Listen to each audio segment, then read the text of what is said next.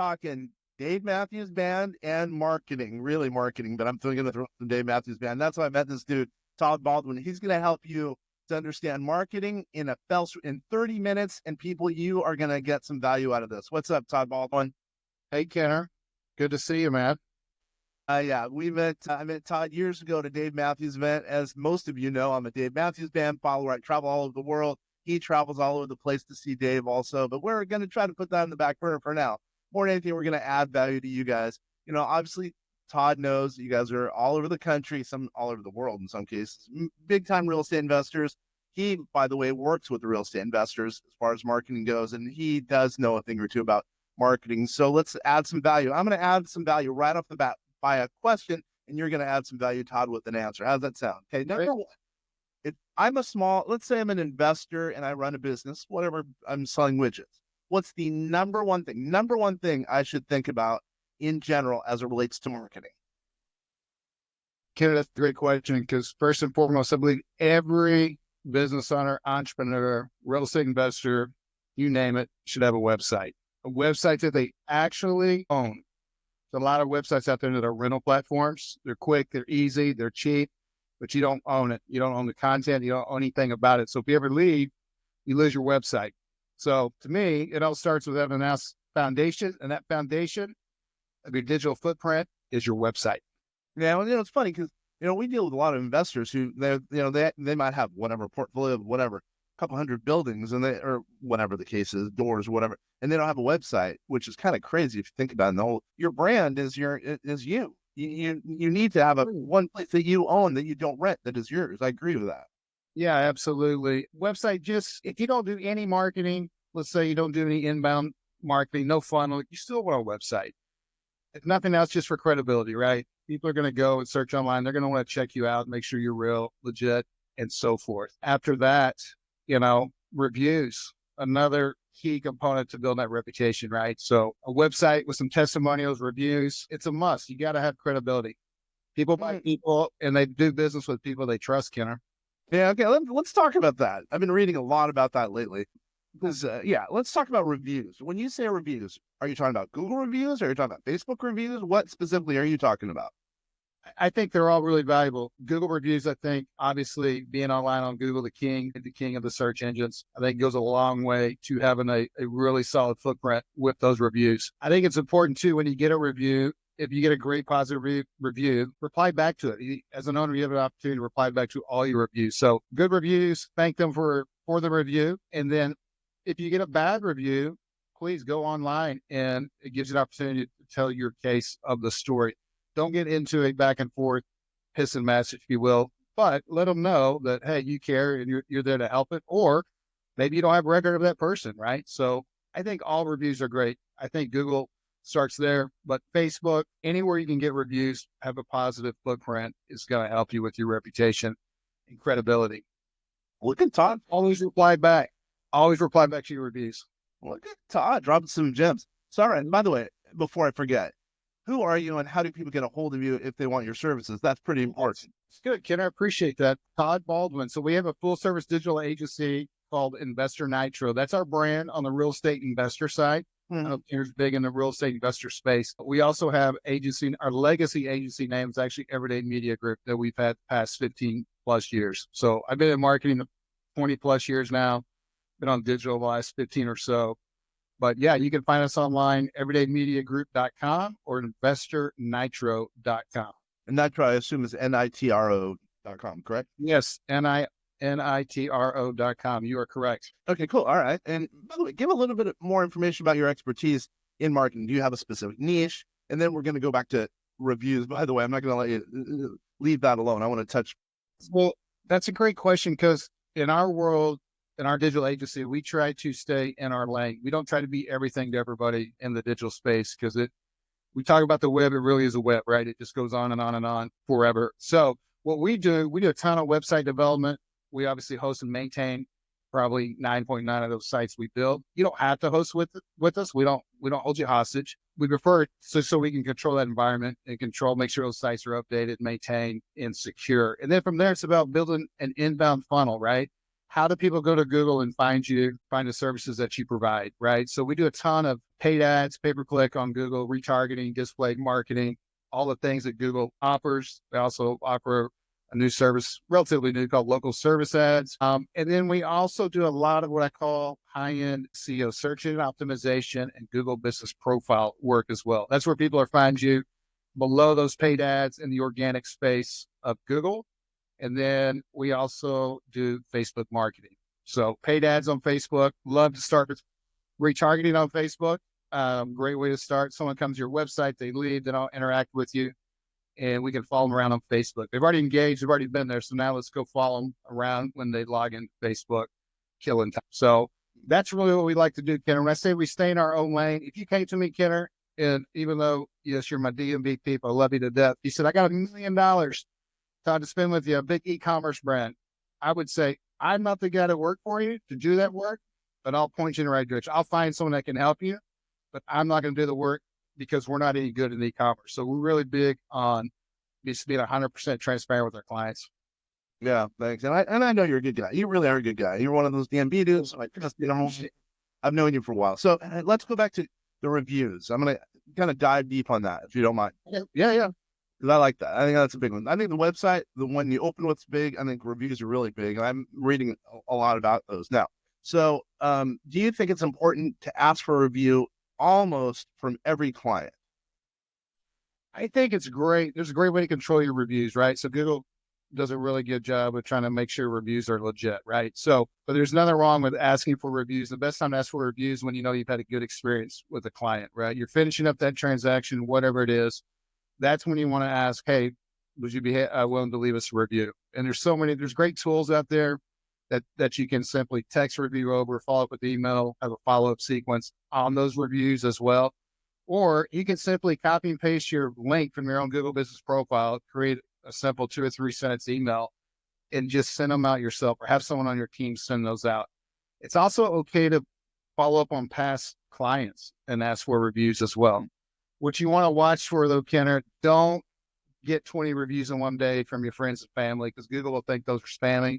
There's a good chance those will not actually make it to your profile. So there is a strategy too behind it, getting reviews, but really it's about having a process in your organization and making sure someone's asking for those reviews. If they will ask on a continual basis, you'll start to build up a really rich profile. And think about it, if you get 2, 3, 4 a month is all, right? At the end of the year, you're going to have 24, 36, 48 years. You start replicating that over time.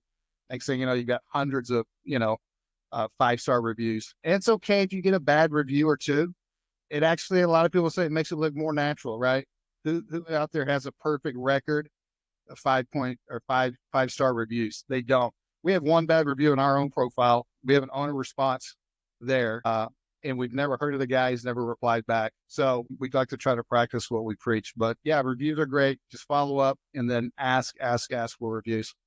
Yeah, we're trying to automate it because we've been around since 1969 doing tax and finance and stuff, and we haven't really asked. And finally, we decided, well, wait a minute, let's automate it and let's make it a total part of our process. I mean, even our partners, as we call them, they're a part of it. We're going to ask for a Google review in our case, or Facebook review, depending on.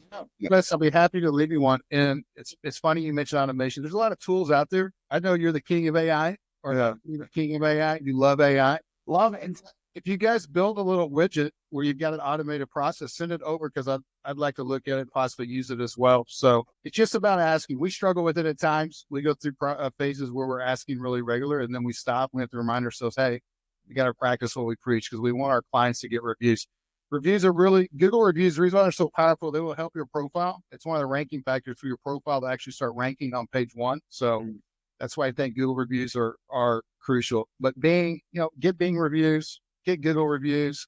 At least one of my favorite, the one I like the least, can't talk today, Kenner, is Yelp. I'm not a big Yelp fan.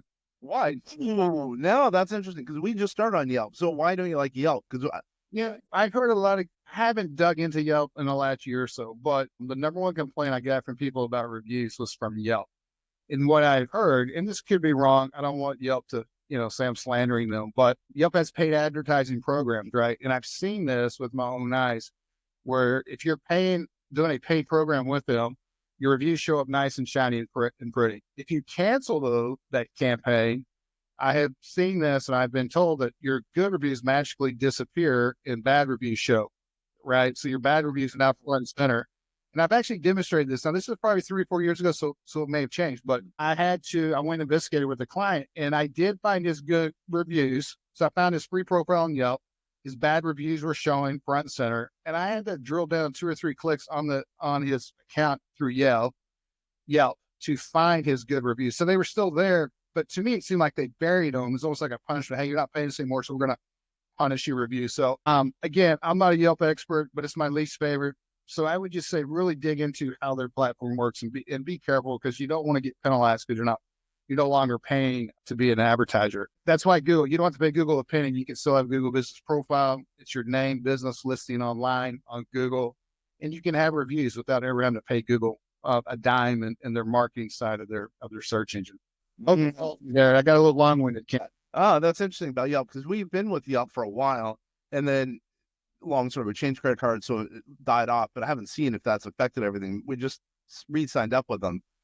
So yeah, hopefully they change that and they're not punishing. But I would literally have people talk to me, clients really upset with Yelp, and it was the same story over and over. I used to advertise with them. I had great reviews, and now all my great reviews are buried, and the only reviews that show when you find my free profile is my bad reviews. So anyway, that's my take on Yelp. But yeah, just get reviews. Just anywhere you can get them, I think is a huge plus. I think you have to, and you have to remind people, because it takes work to go and do the Google review. You have to remind people.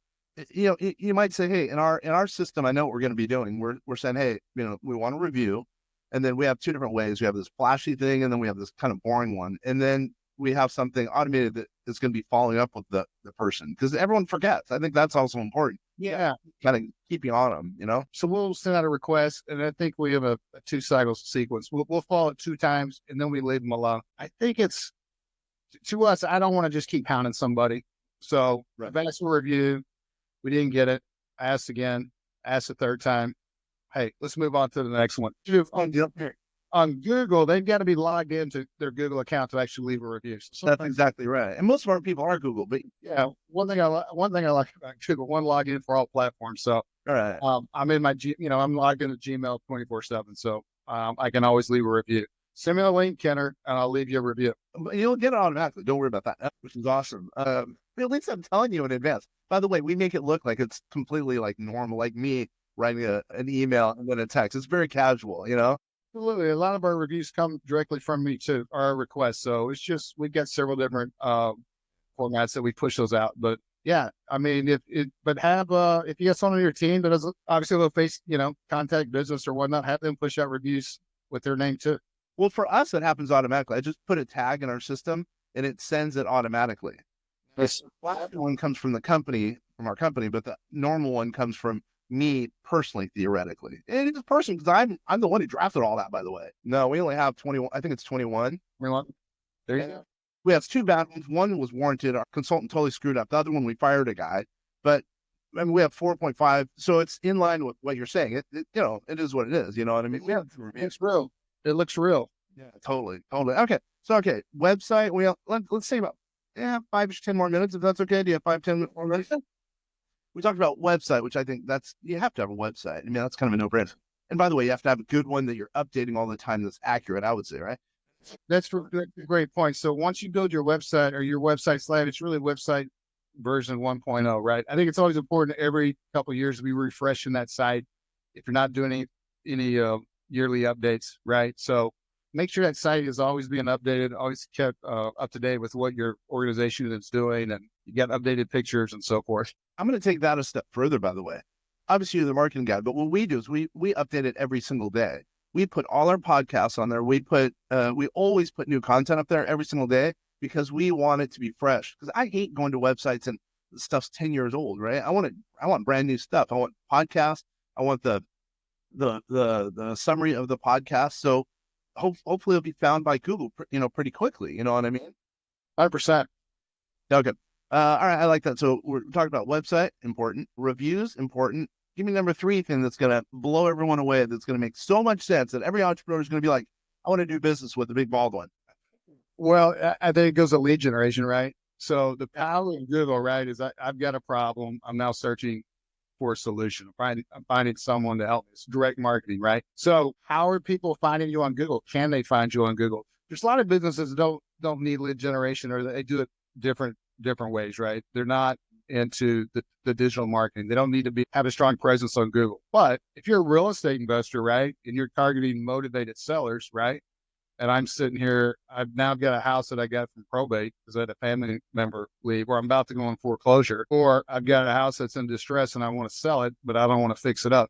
Those are all motivated sellers, right? And there's a very good opportunity. They're going to go to Google and start searching sell my house fast, or we buy houses, cash home buyer, right? And so they're looking for you. And if you're not visible in your market, then they're never going to find you. You're never going to get a lead from a motivated seller that is a really strong lead, because again, they have a problem and they are now looking for a solution. So what is your strategy on lead generation, right? How are you going to be found on Google? That's where we come in as an agency and run those different types of campaigns on Google.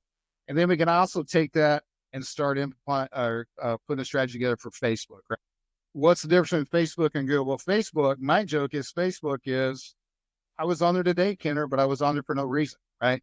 I was killing time. So I'm not looking for anybody when I'm personally on Facebook, right? I don't have a problem. I'm trying to find a solution. So now on Facebook, we got to target these people. We got to find the demographic. We got to find the characteristics of the type of client that I'm looking for, and then run paid ad campaigns through their algorithm to try and connect those dots. But just have a strategy so you can get business and really attract that quality lead, right? When that particular, your avatar, your client is actually looking for you. So to us, the website's the foundation of the house, and then we're going to build the house, right? We're going to build that digital footprint where people can actually start finding you on Google. And then let's try to connect the dots. How do they find me on Facebook, right? Because obviously a lot of eyeballs on Facebook, just like Google. He brought something up that I think is going to be able to wrap this all up pretty well. Okay. So website, reviews, and then you got to be seen. So I think really, I'm going to interpret it to be SEO, which I think people know what SEO is, but I think ultimately what you're saying is SEO, right? That's a big component of what you're talking about. Well, paid search is a big component too. The difference is paid search is we're now going to pay Google every time someone clicks on your ad. So these paid search ads are at the top of the search engine, right? And so what's powerful about paid ads is that I can be at the top of the search engine for someone searching sell my house fast in Seattle, right? Mm-hmm. I can be there today, right? Now I got to pay Google. If someone clicks on my ad up there, I'm going to pay Google for that click, right? But then it's going to redirect to my website with the target or the goal, obviously, that they're going to call you or fill out a web form on your site. So paid ads is the quickest way to start getting traction from Google, but it can also be pricey because all those revenue numbers, all that $1 gajillion that you see Google making, it's all coming from their paid platform, right? Yeah. So one of the strategies that we do is we're really trying to protect Google or protect our clients from Google for giving bad traffic, delivering bad clicks, which is just costing money that'll never convert. Big strategy behind that. I'm a big believer, everybody works hard for the money. So we got to spend money on Google. Let's make sure it's good money that we're being spent. And then the other strategy, which I think is actually the best lead from Google, paid ads. The leads from paid ads, I think, are the second best lead from Google. The best lead from Google comes from what you just said, organic lead, which is search engine optimization. How do I get my site to magically start ranking on page one? You build a site, Google crawls the site. Now you're on Google, but you may be 4, 5, 6, 7, 8 pages back, right? For sell my house fast, that keyword for the example we've been using. How do I now get my website to page one in my market and the cities that I want to target for these, what we call high level keywords that we know that convert? We do all that heavy lifting. It's a long-term play. It's not going to happen overnight. That's why paid ads are so important part of the strategy, because I can be on page one today. And then while we're running those paid ads, let's run an organic campaign and really start doing heavy lifting to get your site to start moving up the search engine ranks, and let's get to page one. Not just for sell my house fast, but for multiple keywords over time, right? Keywords that convert, that actually have real traffic. Yeah. Skinner kind of gets long-winded. I told you it's a web. Remember I told you that? Start talking here and it goes here. No pun intended, but the web really is a web. And you start talking about digital marketing. So I like it. What's funny is marketing is so important. I used to hate marketing, man. Now I love it, but it's so important because what is a business if you think about it? It's two things. It's research and development, i.e. product or service, And then also ultimately marketing. If you can have the coolest product in the world, but if you don't have marketing people out there talking about it sales, you're not going to get any sales. You know what I mean? And same, there's no reason to go out marketing and sales, doing sales if you don't have a good product or a service. So it's, there's no doubt it's important to have good. Doing this so long, and there's so many great clients that we've worked with over the years that have just made a cajillion dollars because they were good marketers. They were good businessmen, businesswomen. They had a great plan. They had a great product. They had a great service. They had a great process, but they were also really good at marketing, or had someone like us, partnered with people that did their marketing, which is a great point. The word partnership, that's really our long-term goal there, or our ultimate goal. So when we bring a new client in, we're trying to have that client for a minimum of 18 months. So we really want to build a partnership with our clients where we now become their go-to for their website, make sure it's updated, maintained, any changes, anything to do with that environment. Then we're also driving in leads that we are actually, that are converting into sales. And we'll track every lead. So if you're running a campaign with us, I can tell you if this lead came from your paid campaign, or if it came from your SEO campaign, or if it came from your Facebook campaign, right? And then we can simply see those through the funnel. Obviously, we'll feedback from our client. Are these converting into sales? Hopefully it's yes. And then we can start putting that ROI. What's our ROI on our paid campaign? What's our ROI on our SEO campaign? What's our ROI on our Facebook campaign? That's how we keep people for a really, really long time. Is what we like to say, have proved that they have an obvious ROI, right? And then 100% transparency is number 2, meaning what does the data say, right? What does the data say? Let's make sure we show up for our status calls. Let's make sure our clients know what we did the previous month, what we're going to do the next month, what is the plan, and then great customer service, number 3, right? Those are our 3 components we're kind of deliver day in, day out to all of our clients. I like to say the best customer service on the planet, Kenner. My team, they thought that was too big to put on the website. I said, let's just honor it and live it, and, let's do it. Let's don't be afraid of it. Because I think if you give great service, this, you build a great organization, right? You got tons of clients, right? And they're there because you do a good job. You're delivering good returns, good investment strategy, but you also get really great customer service. And I know in the digital world, I think it's really true in the financial world, but in the digital world, people hate to change agencies. It's a pain in the rear to start over with a new agency. So I found if we're delivering on all 3, we got them forever. If we're delivering on 2 of those 3 I just mentioned, we're gonna have a chance if one of the other ones aren't working right to right the ship if they say, hey, I'm not happy about this or that. Mm-hmm. And so that's our goal. There's a lot of bad agencies out there, Kenner. Our space has a bad name because there's people just what I call they're kind of that shotgun agency. They tell you everything you want to hear, right? They hope and pray you'll sign up, and then they hope and pray they keep you, right? And so we just try to work in a totally different way. Let's just be 100% transparent. Let's talk about the data. Let's prove that ROI, and then let's really take care of our client. I think a lot of people sometimes don't respect marketing agencies because they pop up. There's no barrier to entry, and it's not newer industry per se. So you might have someone, no offense against someone who's brand new in it, but you might have someone who just hung out a shingle or a website 6 days ago, and they're saying, they're the coolest because they're in the market. I don't know. Yeah. We've been around for 10 years. You know what I mean? There's a lot of one-man bands that say they're full service agencies, and they're really it's just them. And they're just people that are desperate. They need money, so they're going to promise the moon. And one of the things I'll give a key tip. So we talked about organic search engine optimization, right? How do you move your website up to page 1, right? Google doesn't tell you how to do that, right? They don't make any money on their organic rankings on page 1, page 2, 3, 4, right? So, but Google became Google because back in the day, when you search something on Google, you got really good results, right? Really relevant results. Those were all organic results. This is before paid ads. This is in the really early days. So those organic listings or rankings are really important to Google because it keeps users coming back. If you're ever talking to an agency and they're talking about SEO, search engine optimization, and they start promising you things like, hey, Kenner, 90 days, I guarantee you I'll have you on page 1, or 60 days, I'm going to have you on page 1, I promise. Those are red flags. You want to run as fast as you can from that agency, because in reality is they can't guarantee you anything. Well, I never use the word guarantee when I'm talking to a new client about SEO, because I'm at the mercy of Google. They have algorithm updates. It shuffles the deck. We may be top of page 1, and all of a sudden we drop to top of page 2 because they had an update. So what we do is just acknowledge that. Here's how we're going to do. Here's what our strategy is trying to fix that. run away from the agencies that start guaranteeing results in that organic space, because they are lying to you because they can't guarantee you anything. I can guarantee you'll be on page one if we're doing paid ads. Oh yeah, I'm paying Google to be there. yeah. So anyway, that's just I get a little passionate about this, and I start my web starts going crazy. Kenner, I'm back to the web. Yeah. I can stay away from those guys. Those are the bad apples that give our industry a bad name. I get it. I totally. Okay. What about in closing? So let's get ready to land this. So what, you know how they say on a wedding ring for a man, or I guess for a man to buy his fiance, no, to be fiance, a ring, they have to spend 2 or 3 times a monthly salary, or I think it's 3 months salary. That's what it is, right? How much should someone spend on marketing in general, in your estimation, as a business? That's a great question, and I don't know if Well, I need a number, dude. I need a number. I have a good response to that, because I think all kind of depends.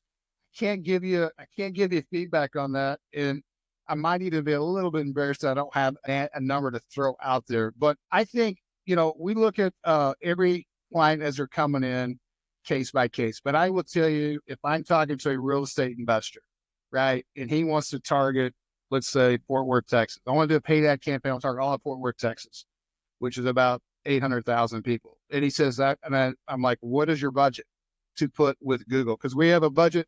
We got to have a budget with Google. We got to pay Google for the clicks. And then we're obviously charging a management fee to run that campaign. And if he tells us, I get $1,000 a month, we don't have enough money, just flat out. There's not enough money. We're not ready to do paid search, right? So, because I think businesses are different. It depends on what city you're in, how big of the geographic area you're trying to target. So what you need to have budget-wise or spend-wise or formulas based off revenue, I just think it's different in every case and every size of business. So we typically don't operate off, you need to be spending, X amount of percentage of your gross revenue. I think all businesses are different. If your gross revenue is $10 million, but you're losing money, well, you have no percentage to spend, right? So yeah, that's true too. So anyway, that's my theory on that. But we're real big on telling clients, hey, if you're not ready, or if you don't have the budget, don't do it. If a guy goes into a paid search campaign or a company business and they're like, I got to have a deal in the next 30 days, they're not ready. You have to have a budget set aside. Your mind has to be free. Let us go to work and prove value over time. I get it. That's kind of working my way right out. I'm not answering that question, didn't I? Yeah, I know. That was good. You did a good job here. No, I just think every case is different, but we definitely talk about budget and if they're ready or not. And sometimes they're not ready. And we don't want to waste money. We don't want to waste their money and have a negative experience. Again, I'm trying to keep clients for 18 months or longer. We've got several real estate investors in that particular vertical. We've been in for 8 years, and I've got clients that have been with us for 8 years, really since day one. First day, we got a chance to present to WeBuyHouses.com, a national brand, back in October of 2016.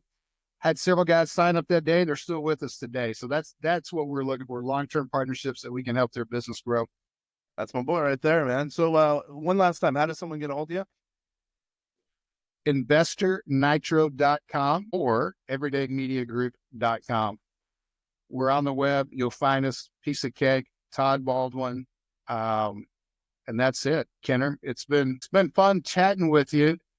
One question for you, Kenner. Ask away, my young friend. How many Dave Matthews Band shows have you been to? 111, I think it is, last count. Oh, I'm just 111. Yeah, no, that's awesome. Kenner, I will see you on the road, I'm sure soon in the spring. Hopefully the boys will be back on tour. But thanks for having me on, man. It's been fun chatting with you. Thanks, man. Yeah, and everyone, hey, this is Kenner Friends signing off. You're listening and watching Fast Voices, telling business secrets to entrepreneurs. Thanks, everybody.